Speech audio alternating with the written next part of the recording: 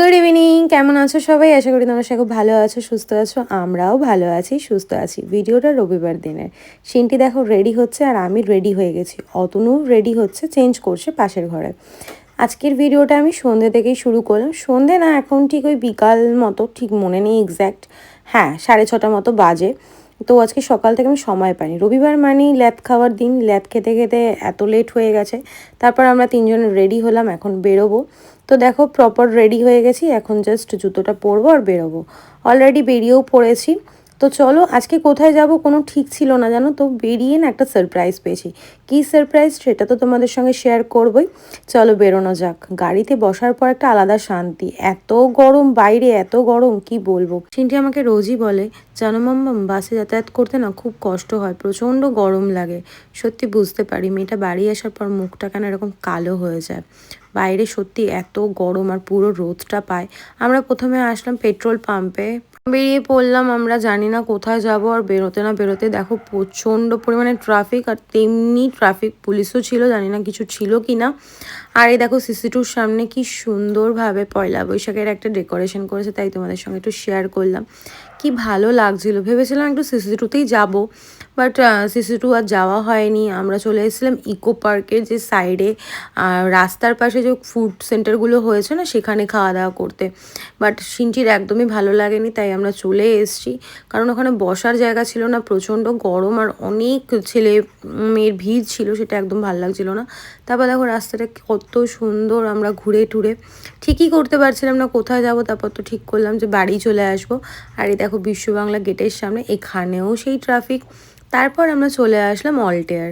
আমি জানিই না যে এখানে আসবো, বিশ্বাস করো। আমি যদি জানতাম অতনু আমাদের এত ঘোরাচ্ছে, আলটিমেট সারপ্রাইজ প্ল্যান কিন্তু ও করেই রেখেছিল যে অল্টেয়ারে আমরা রাতের ডিনারটা করব। আমি যদি জানতাম, আমি ড্রেস আপটা অ্যাটলিস্ট ঠিকঠাক করে আসতাম। নর্মালি একটা কুর্তি পরে চলে এসেছি, এতটা অকওয়ার্ড লাগছিল। আর এখানে যারা যারা ছিল সবাই ভীষণ স্ট্যান্ডার্ড ছিল।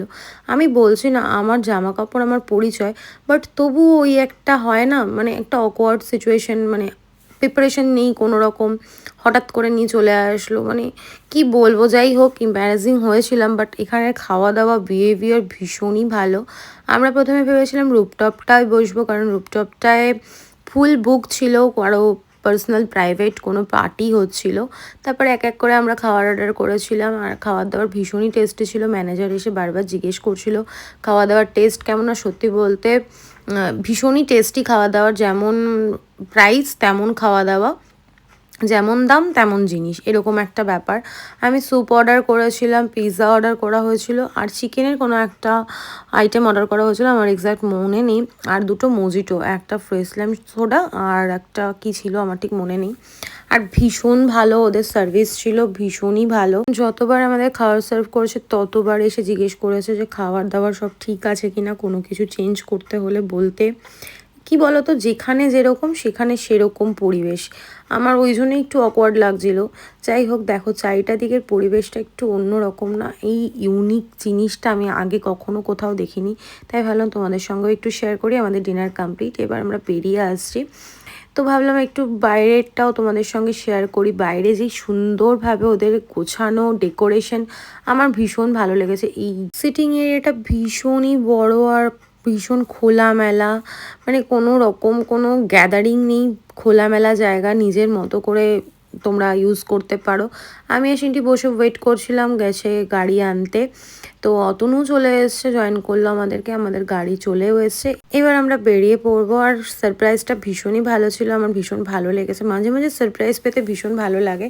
আর অতনু না একটু চাপা স্বভাবের, ও খুব একটা সারপ্রাইজ দেয় না। এই ফার্স্ট টাইম, মানে ফার্স্ট টাইম বলা ভুল হবে, বাট এরকম হঠাৎ করে এরকম একটা সারপ্রাইজ পেয়েছি, ভীষণ ভালো লাগলো। তারপর আমরা এক্সপ্রেসওয়েতে আসলাম, একটু চা খেলাম। এটা না হলে তো একদম সানডেটা সানডেই নয়। তারপর নিজেকে একটু দেখিয়ে নিলাম, গ্যারেজে চলে এসেছি। এবার গাড়িটা গ্যারেজ করে তারপর আমরা চলে যাব বাড়িতে। সিনটি দেখো অলরেডি 2 রাউন্ড ঘুম হয়ে গেছে। তারপর ওদের বন্ধুবান্ধবের সঙ্গে দেখা করলো, গ্যারেজের সামনে ওর বন্ধুবান্ধব থাকে, সেখানে কিছু বিস্কিট খাওয়ালো। তারপর ও তো আসতেই চাইছিল না। তারপর আমরা বাইকে করে চলে আসলাম বাড়িতে আসার পর দেখো প্রচণ্ড টায়ার্ড লাগছে, কিচ্ছু করিনি কাজ বাজ, তারপরও মুখটা যেন দেখো, দেখে মনে হচ্ছে কত আমি কাজ করেছি, টায়ার্ড হয়ে গেছি। আর পুরো পিৎজাটা আমরা খেতে পারিনি, তাই ওটা পার্সেল নিয়ে এসেছি। সিনটির বার্থডে গিফটগুলো তোমাদের সঙ্গে শেয়ার করা হয়নি, করব খুব তাড়াতাড়ি। যাই হোক, এখন ফ্রেশ হবো, শুয়ে পড়বো, আগে বিছানাটা করে দেবো, সিনটির কালকে স্কুল আছে।